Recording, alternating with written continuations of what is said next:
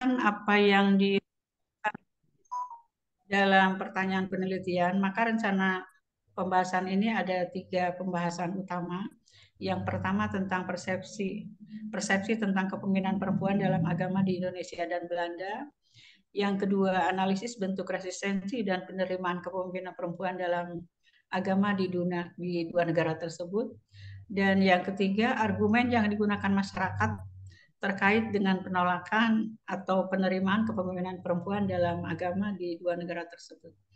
Tadi saya katakan paling tidak untuk sementara ada 5 penelitian yang tadi sudah saya bacakan.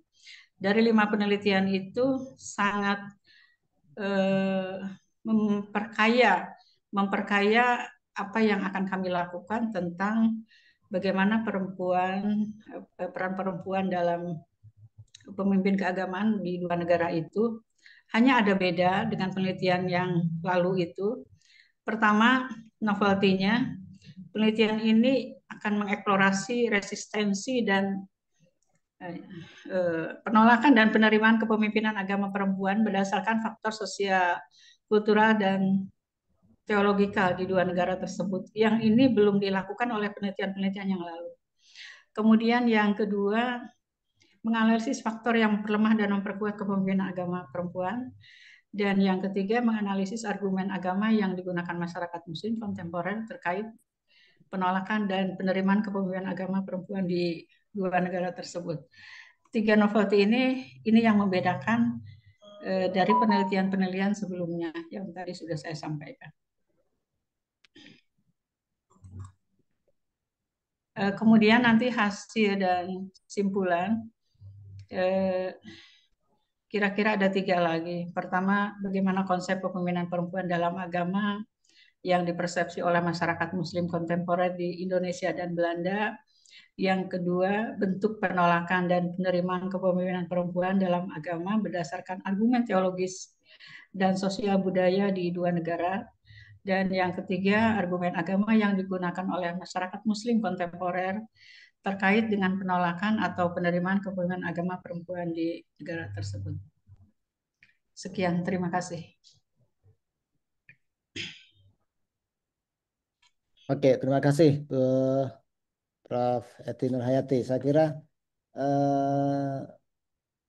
apa yang jenengan sampaikan di presentasi ini lebih jelas gitu ya Bu daripada yang di proposal itu. Jadi memang masukan di reviewer itu setelah jenengan perbaiki di presentasi ini gambarannya jauh lebih konkret Bu nanti apa yang mau diteliti termasuk sebenarnya yang perlu diekspor betul tiga novelty yang tadi jenengan sampaikan itu sebenarnya yang perlu untuk di eh, apa ya di blow up di semua bagian itu jadi mulai dari latar belakangnya kemudian di rumusan masalahnya itu nanti tiga novelty itu yang harusnya lebih di apa munculkan begitu Bu jadi inilah yang mau dihasilkan saya kira menarik Bu apa yang jenengan mau teliti ini dan saya kira kalau proposalnya kemarin itu menggambarkan seperti yang jenengan sampaikan ini eh,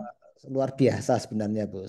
Sangat bagus. Saya kira banyak hal yang bisa dipelajari. Tapi kalau di proposalnya kemarin memang banyak hal yang masih eh, sangat abstrak gitu ya. Kita nggak ngerti kenapa sih memilih Belanda latar belakangnya apa gitu ya. Tadi sudah jenengan jelaskan apa latar belakangnya seperti apa, kenapa memilih dua negara itu, kemudian novelty-nya di mana, kemarin juga belum begitu muncul Bu, dan ini jenengan sudah menyampaikannya apa sih yang baru dibanding dengan penelitian yang lain yang sudah ada sebelumnya.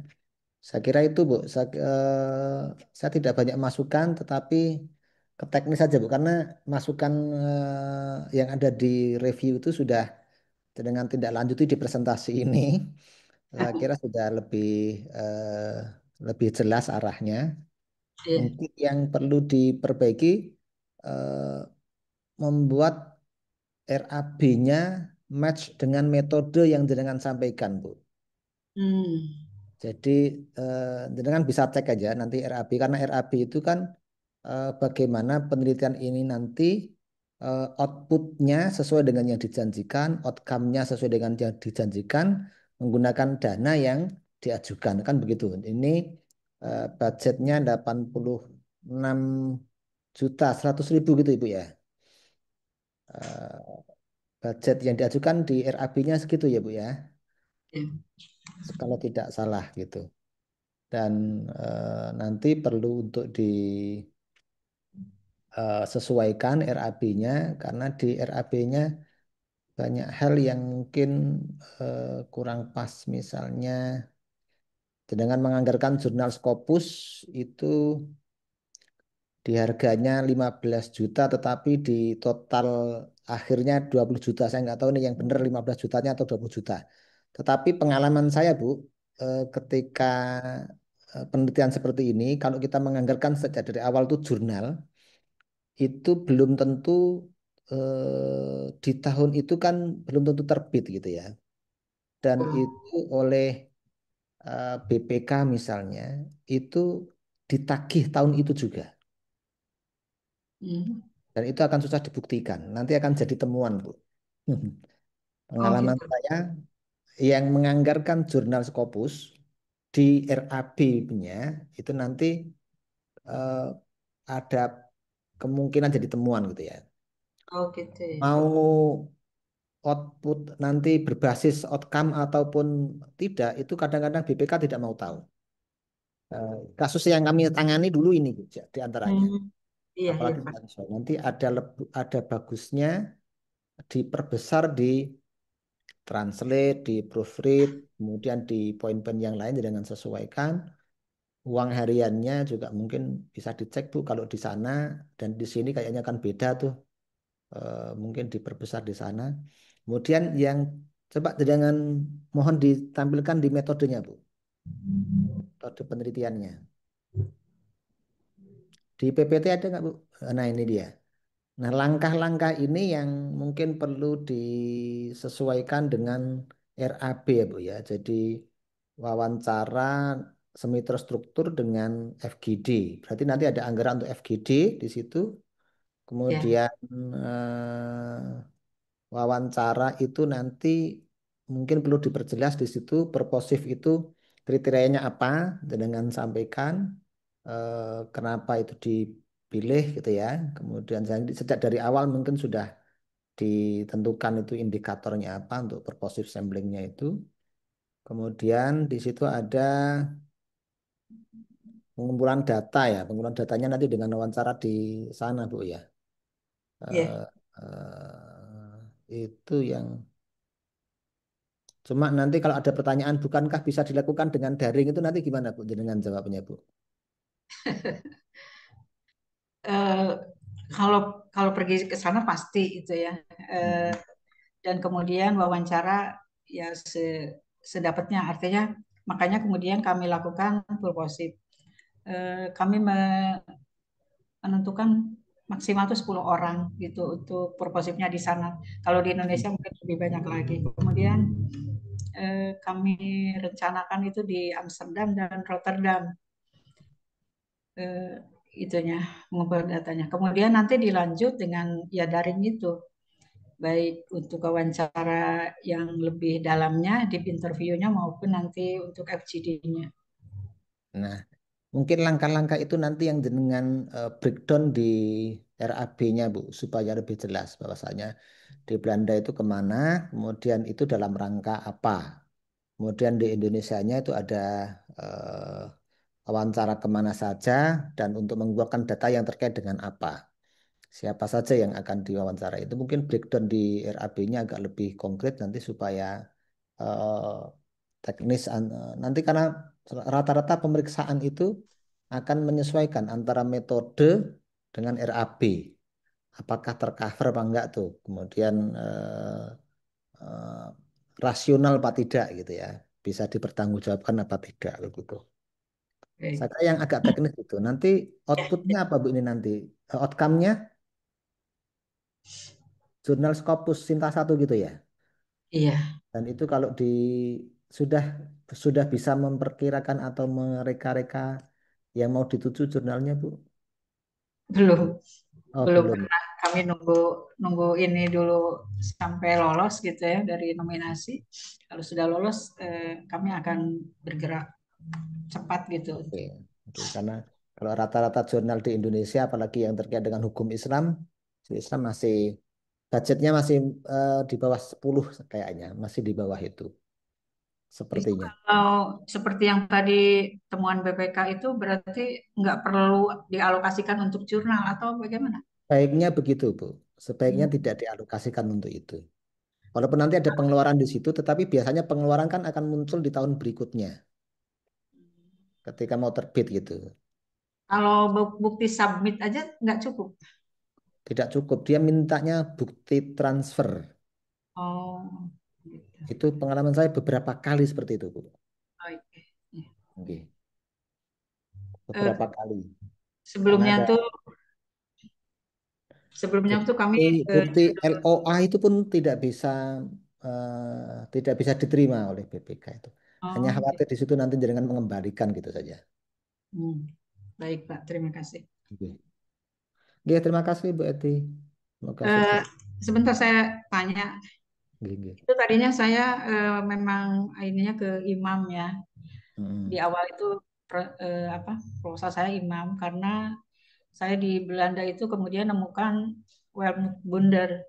Tapi kemudian korespondensi dengan beliau tidak nyambung-nyambung, tidak putus. Padahal beliau itu ahli di bidang imam gitu. Bahkan dia melakukan beberapa trainer ya, seorang trainer imam. Jadi betapa kata saya itu di Belanda tuh kok sampai untuk menjadi imam aja ada trainingnya gitu. Dan dia salah satu trainernya. Dia Nah, seorang guru apa dosen yang spesifikasinya pada imam gitu. Akhirnya kemudian saya munculkan imam. Tapi kemudian korespondensinya tidak berjalan mulus. Akhirnya kemudian saya ganti dengan knib knib ini. Tetapi masalahnya ya ini Kristiani gitu. Nanti akan berbenturan nggak dengan ininya tuh keagamaan dalam setting Islam gitu.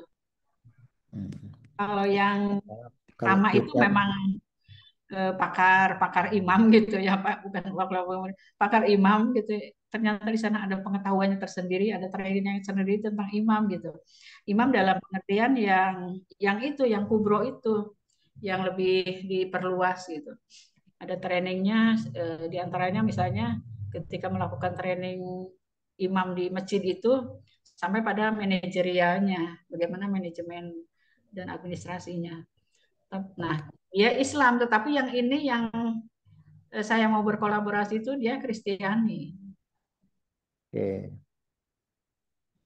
Oke, oke, terima kasih Bu. Nanti mungkin itu memang konteksnya bisa agak berbeda Bu. Kalau seandainya bisa yang eh, lebih mewakili bagaimana imamah dalam Islam itu nanti jauh lebih bisa mewakili. Saya kira komunitas-komunitas Muslim di Belanda sangat banyak dan bisa dijadikan narasumber untuk itu, termasuk pengkaji-pengkaji Islam di sana. Saya kira di Leiden sudah sangat banyak kok Islamic Studies-nya di sana sangat maju. Saya kira bisa eh, bisa dipakai di situ untuk apa subjek untuk diwawancaranya, Bu.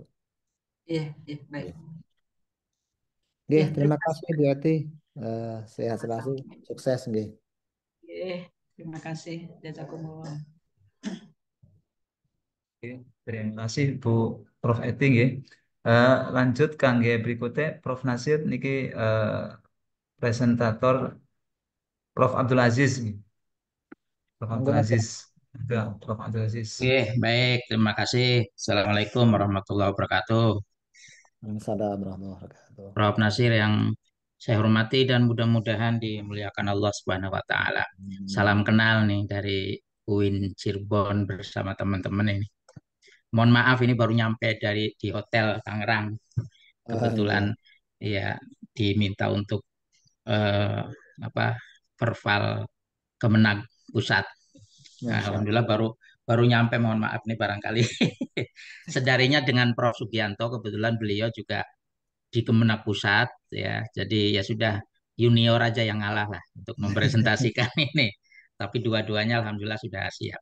Nah, ini alhamdulillah juga setelah membaca dan mempertimbangkan eh, masukan-masukan dari reviewer, Prof. Nasir juga mencatat ya terkait dengan penelitian kami berdua, yakni Prof. Sugi dan saya Abdul Aziz, terkait dengan memperkuat hukum keluarga Islam ya, melalui moderasi agama di Thailand. Ini relevansinya bagi Indonesia. Nah, tentu alasan memilih judul ini bermula ketika kami ya berdua mencari referensi terkait dengan apa sih yang menarik di Thailand ya. Nah, terutama nanti tiga suku lah mungkin dari kita, dari istilah dari Indonesia ya, Tatani, Yale dan seterusnya. Itu ternyata mencari-cari di National Statistic Office dan Wood ya, itu Thailand uh, masih unggul ya dalam tingkat uh, hukum keluarga Islam, terutama dalam konteks perceraian. Ya, kalau di Indonesia itu 2, sekian persen, di Thailand kurang lebihnya 0,9 sampai dengan 1,1%.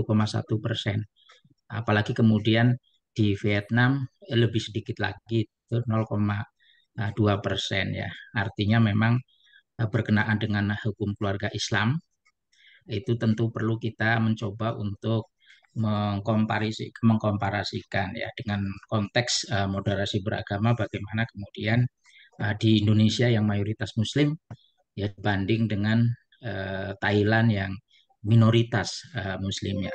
Tentunya memang problemnya pasti berbeda. Nah, untuk itu maka dalam konteks ini yang pertama mempertimbang pertama adalah abstrak. Oleh salah satu reviewer dikatakan, wong belum penelitian kok ana hasilnya. Maka kemudian saya tangguhkan dulu itu hasilnya ya. Kemudian juga memang tidak ada hipotesis nanti karena ini adalah penelitian kualitatif. Nah, pada presentasi ini saya ingin mencoba sedikit memaparkan terkait dengan latar belakang, tujuan, kemudian studi literatur, metodologi, temuan awal, rekomendasi, visualisasi data, implikasi, dan penutup. Izin Pak Prof. Terkait dengan latar belakang tentunya kita bisa melihat ya bahwa hibriditas sistem hukum Thailand yang merupakan bagian dari minoritas Muslim itu merupakan sebuah tantangan modernisasi versus tradisi Islam. Kemudian dari sisi peran moderasi beragamanya tentunya adalah bahwa dengan adanya peran moderasi beragama di sini bisa jadi kemudian ada solusi harmonisasi hukum dan sosial, serta bagaimana kemudian di negara yang dianggap minoritas, apalagi kemarin ada rame-rame ya salah satu pernikahan sejenis. Nah, itu kan. Nah, ini juga barangkali juga nanti ke situ menarik ya. Namun demikian tentunya adalah potensi transfer kebijakan antar negara ASEAN. Ini latar belakangnya tentunya sedikit yang tentu perlu diperjelas. Insya Allah nanti di dalam proposal sudah ada novelty-nya terkait dengan relevansi antara tinjauan ya hukum atau penguatan hukum keluarga Islam melalui moderasi beragama itu kaitannya dengan Indonesia dan Thailand. Untuk itu maka tujuan penelitian ini, mohon maaf itu yang sudah di upload itu tujuan pendidikan padahal itu tujuan penelitian. Salah tipe ini, Prof. Analisis integrasi moderasi beragama ya dalam hukum keluarga Islam di Thailand. Kemudian nanti juga kita coba untuk komparasikan dengan Indonesia. Kemudian identifikasi model penguatan hukum keluarga berbasis wasatiyah dan rekomendasi kebijakan adaptif ya untuk Indonesia. Nah, oleh karena itu maka untuk sementara studi literaturnya yang baru penulis temui terkait dengan konsep Adi Wibowo dalam pendidikan pesantren, ya kemudian respon terhadap Society 5.0 ya, dan peran Biro Hisab Rukyat ya dalam sinergi Indonesia Thailand. Tentunya di proposal kemarin juga ada review untuk ditambahin literatur dan alhamdulillah sudah saya tambahkan. Namun di PPT ini ya sangat sederhana ya. Di samping itu setelah kemudian kita mencoba untuk melihat tujuan dan literatur yang bisa disampaikan, maka metodologinya jelas. Kalau dari sisi pendekatan adalah kualitatif dan dari sisi metodenya adalah komparatif. Karena sifatnya membandingkan bagaimana penguatan hukum keluarga Islam melalui moderasi beragama antar dua negara, yakni Thailand dan Indonesia. Nah, teknik pengumpulan data tidak jauh berbeda dengan penelitian-penelitian kualitatif. Di antaranya tentunya adalah identifikasi atau pengumpulan data melalui dokumen-dokumen yang tentunya akan dianalisis, baik Undang-Undang Keluarga Islam Thailand 1981, tentu kemudian juga dengan interview ya, wawancara ya. Ini kami berdua mencoba untuk baru menetapkan 15 pemangku kepentingan yang nanti akan kita wawancarai. Barangkali ya snowball ya, bisa saja bisa membesar dan seterusnya. Kemudian studi kasus di 3 wilayah rencananya, yakni di Thailand Selatan, Patani, Yala, dan Narathiwat. Ini yang nanti kita akan coba untuk explore di sana. Nah, selanjutnya dari temuan awal ya atau observasi awal terkait dengan kajian literatur dan tentunya sedikit mendapatkan informasi ya, terus karena anggota penulis proposal ini juga ada langsung dari Thailand ya, yang kebetulan ini lagi kuliah S3. Nah, jadi alhamdulillah sudah komunikasi. Yang pertama tentunya adalah ingin adanya pemahaman terkait dengan integrasi moderasi beragama ya, terutama dalam konteks pendidikan hukum berbasis toleransi. Kemudian mekanisme mediasi ya, yang diharapkan tentunya adalah bagaimana kemudian kita bisa melihat ya tingkat efektivitas pengadilan agama di Thailand. Kemudian temuan awalnya tentunya adalah terkait contoh kasus misalnya penyelesaian sengketa waris secara inklusif di Patani. Nah, dari situlah maka kemudian kami berdua bertiga ya mencoba untuk melihat bahwa mudah-mudahan jika penelitian ini memang layak untuk dilanjut sebagai penelitian yang bersifat kompetitif, maka tentu ada 3 rekomendasi yang diharapkan. Yang pertama adalah model pendidikan hukum keluarga berbasis wasatiyah, kemudian kolaborasi antara Indonesia, Thailand, ya melalui Biro Hisab Rukyat, ya, kemudian pelatihan penghulu dan hakim agama. Nah, kalau kita lihat dari aspek statistik ya, statistik deskriptif tentunya. Nah, ini kalau kita melihat dari secara luas ya, terutama dalam konteks dunia, ini memang Indonesia sama Thailand pun tidak ada di daftar 10 negara yang tingkat perceraiannya paling tinggi. Nah, ini hanya sekedar untuk menginformasikan. Nah, namun di Indonesia ya, kalau di tingkat kawasan Asia Tenggara memang itu yang tertinggi ya. Nah, dalam konteks kasus perceraian di Indonesia misalnya, ini sebagai bagian dari hukum keluarga Islam, itu memang 25 ya, atau ya 251,125. Nah, ini kasus perceraian karena perselisihan. Kemudian ada 100,198 itu kaitannya dengan masalah ekonomi. Nah, ini kebetulan kasus perceraian di Indonesia berdasarkan pada penyebabnya pada tahun 2020. 24. Nah, sementara kalau kita melihat dari sisi perbandingan, ya, kenapa kemudian memilih Thailand?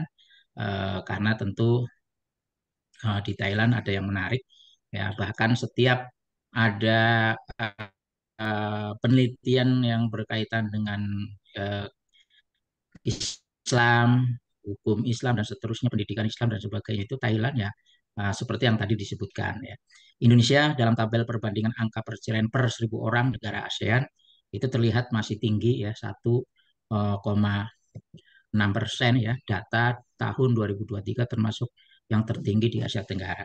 Kemudian Thailand 1,0, ini estimasi dari data World Bank dan National Statistical Office ya. Kemudian Vietnam 0,2 dan Sri Lanka 0,2, sehingga kemudian penulis mencoba untuk melihat membandingkan dari satu dan dua saja ya, karena memang itu dianggap ya tingkat perceraian dari sisi hukum keluarga Islam yang paling tinggi. Entah mungkin karena di Vietnam tidak seperti di Thailand ya, semacam ada suku ya atau komunitas Muslim. Kalau di Thailand belum kelihatan, di Sri Lanka juga belum kelihatan, sehingga ini barangkali menjadi alasan peneliti untuk mengarah kepada Indonesia dan Thailand. Nah, oleh karena itu tentu implikasi terkait dengan penelitian ini yang pertama adalah kontribusi pada tujuan 16 ya, SDGs 16, yaitu keadilan dan perdamaian. Kemudian dari aspek ASEAN-nya tentu adalah sinergi kebijakan keluarga muslim dan pencegahan radikalisme ya, reformasi hukum berbasis moderasi. Barangkali itu 12 slide yang dapat kami simpulkan terkait dengan rencana proposal penelitian kami ya. Mohon masukan dari Prof. Nasir dalam rangka tentu untuk memperkuat dan sekaligus dalam konteks ini bisa disebarluaskan informasinya dalam bentuk publikasi ilmiah baik dari buku, haki maupun tentunya adalah jurnal. Inginnya sih memang seperti yang tadi oleh Prof. Eti itu ya jurnal Scopus ya. Nah, persoalan nanti Scopusnya berapa ya belum, hilalnya belum terlihat nih Prof ya, karena kalau Scopus 1 kan luar biasa itu ya. Nah, terima kasih, mohon arahan masukan dari Prof Nasir. Assalamualaikum warahmatullahi wabarakatuh. Waalaikumsalam warahmatullahi wabarakatuh. Terima kasih Prof. Abdul Aziz. Nah, Saya kira luar biasa. Jadi memang presentasi itu memberikan apa ya, gambaran yang berbeda dibanding kita membaca proposalnya. Kalau saya membaca proposalnya kemarin kan memang banyak hal-hal yang masih belum clear gitu Pak ya. Banyak yang belum clear di proposalnya itu, tapi ini sudah lebih jelas ya, apa yang mau didapatkan dan kemudian bagaimana data-data itu mau diperoleh, termasuk apa rekomendasinya. Cuma memang ini kolaborasinya dengan Biro Hisab Ruqyah ya, Prof ya. Untuk sementara itu dulu, Prof. Nanti kan lihat perkembangan pada saat kemudian nanti di sana.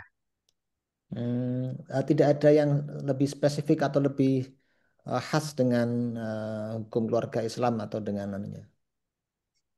Mohon pencerahannya, barangkali ada info, karena terus terang ya kami sendiri atau saya pribadi memang belum pernah ke Thailand, jadi baru melihat dari sudut pandang satu ya, mungkin kita bisa melihat atau bisa mencoba juga untuk mewawancara kalau di Indonesia sih MUI lah. Oh gitu ya, ya. Oke. Jadi memang saya dulu ke Thailand memang lebih ke beberapa perguruan tingginya ya, tidak ke komunitas-komunitas itu, tetapi Oke. dan lebih ke apa yang halal ya, apa Sertifikasi. ya sertifikasi halal, Oke. termasuk bukan hanya makanan tapi termasuk apa transportasi, hotel dan Hmm. sebagainya Hmm, ya. hmm, hmm. Itu sehingga ketemu dengan Winai Dahlan. Winai Dahlan itu Ya, punya Pak Ahmad Dahlan yang ya, betul. Inspiratornya ya beliau ya. Ya di situ itu yang kemudian masuk. Jadi kalau yang ini makanya saya tadi agak muskil kenapa kolaborasinya Indonesia Thailand melalui Biro Hisab Ruqyah gitu ya. Kalau Biro Hisab Iya, Ruqyah kan sepertinya spesifik ke hisab falaknya keluarganya saja, bisa ya, ya. Iya, dengan keluarga hukum keluarga Islamnya kok agak jauh gitu. Eh, itu yang anu. Kemudian memang 3 provinsi tadi ya itu memang penelitian yang kalau kalau komparasi dengan Indonesia memang tiga itu yang paling krusial biasanya Mm-mm. dipakai gitu ya. Eh, saya kira menarik di situ. Masukan saya karena masukan saya di review yang sifatnya umum itu, Prof. Jadi saya nulis Oke, beberapa hal yang siap. terkait dengan review yang sifatnya umum itu. Oke, siap, siap. Itu sepertinya sudah ditindaklanjuti di Oke, PT ini sehingga saya kira tidak perlu saya tambahkan banyak. Tapi sekali lagi yang agak teknis gitu, oke, siap. RAB-nya terlalu umum, Prof. Oh, oke, oke, oke. Ya, jadi RAB-nya terlalu umum, jadi tidak bisa menggambarkan nanti ketika di Thailand itu mau seperti apa sih langkah-langkah penelitiannya itu, bagaimana menggali datanya, kemudian Iya, bagaimana siap, siap. mendapatkan data di Indonesia, data di Thailand nanti seperti apa, di Thailandnya siapa saja yang mau ditemui, transportasi ketiga provinsi itu mau seperti apa, transportasi lokalnya gitu ya, yang ditemui di masing-masing provinsi itu Provinsi, iya, siap. seperti apa, butuh waktu berapa lama, jangan-jangan tidak cukup kecuali dengan tadi ya. Kalau dengan tadi sudah ada orang yang di sana sebenarnya malah tidak ada pengeluaran untuk apa ke sana gitu misalnya. Oh kan sudah Hmm. cukup dengan penelitian yang di sana itu. Nanti dengan tidak bisa mengekspedisikan untuk transportasi ke Thailandnya gitu ya. Hmm. Saya kira tuh, tetapi ini dana yang dengan ajukan 70 juta ya karena memang di Iya, sesuai dengan ini dari Pak Mujib itu. iya karena tempatnya hanya di Thailand ya Hanya sehingga di Thailand, betul. mungkin perlu RAP yang lebih rinci Siap, siap, Prof. disesuaikan dengan metodenya Pak. Nanti Iya, baik, pengendalian siap. datanya mau seperti apa di Indonesia seperti apa di Thailand Iya, seperti apa. siap, siap. Kita teknisnya gitu saja Pak Mu Oke, karena beberapa catatan di review proposal sudah ditindaklanjuti Pak Abdul Aziz dan timnya di oke. presentasi ini. Terima kasih. Mohon maaf jika ada yang kurang berkenan dan sukses untuk Pak Abdul Aziz dan teman-teman di. Amin, amin. Matur suwun, Prof. Terima kasih. Assalamualaikum Jazakumullah, Pak sanal Mujib. jasa. Terima Oke. kasih Pak. Oke. Terima kasih juga Pak Mujib. Monggo. Oke, Alhamdulillah ini sesi siang ya sampai menjelang sore ini. Terima kasih saya sampaikan kepada Profesor Muhammad Nasiruddin ya teman-teman nomine penelitian tahun 2025 ya. Ada Prof Eti, Prof Abdul Aziz, nggih, Pak Cevik dan Pak Ismail yang hari ini merangkap sebagai moderator. Terima kasih Pak Ismail. Siap, siap. Iya, saya juga menunggui dari awal sampai akhir nih, dari pagi saya. Oke, baik. Eh, Sekali lagi saya ucapkan terima kasih kepada semuanya. Ya, Perlu perlu mudah-mudahan. dokumentasi nggak, Pak Mujib? G, dokumentasi belum, Dokumentasi. foto, foto Pak, mangga, mangga Oke, Pak, yuk mangga. 1, 2, 3. Oke. Oke, Saya beberapa cukup kali satu aja. telepon belum ketemu sudah ketemu dengan Prof Mujib dengan Prof Abdul Aziz dan Prof Eti loh ya. Kalau saya udah ketemu Ya. Prof, Oh ya. waktu pendampingan APT tuh di ruangan itu tuh. Alhamdulillah. Saya soalnya ke Cirebon sampai sudah berapa kali ya Pak Pak Ismail ya. G, 4 kali atau 5 kali saya sampai ke apa tuh. Sampai G. nginap-nginap Eh, berhari-hari itu. Mampre Kayaknya Prof di Praska. Insya Allah. Saya Iya. kayaknya kemarin juga keliling Pak. Oh, keliling ya? Beberapa sama Pak sama Mas Kohar itu diajak keliling. Iya, iya, Mas Kohar. oh. Kuncen Mahat itu. Oh iya, saya ke makamnya Syekh Nurjati juga sama Pak Kohar juga. Iya. Oke, terima kasih Pak Udah Saya dokumentasi luar sudah, biasa Prof. ini Nggih. bukan mereview, saya bisa belajar nih dari Pak Abdul Aziz, dari Bu Eti, dari teman-teman semuanya, dari Pak Cevik, Pak Ismail, luar biasa. Nggih, matur nuwun sudah Nggih, kesempatan Nggih, ini. atur nuwun, Prof.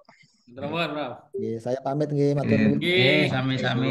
kami, Nah, Prof. Salam Nggih, matur sukses suwun, Prof. seluruhnya. Nggih. Nggih. Bapak Ibu, Pak Mujib, atas Salam. perbincangan. Nggih. Sampun, sampun nggih, Pak Mujib nggih. Ampun. Nggih. Ampun, Prof, matur suwun. mangga Maaf ya. kula ngaturaken nggih. Ya. Monggo. Ya. Assalamualaikum.